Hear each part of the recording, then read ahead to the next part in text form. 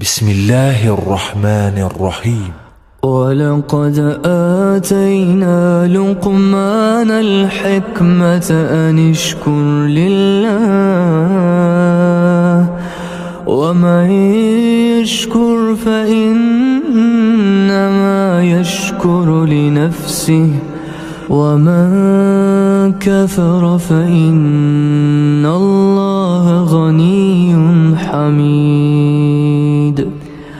وإذ قال لقمان لابنه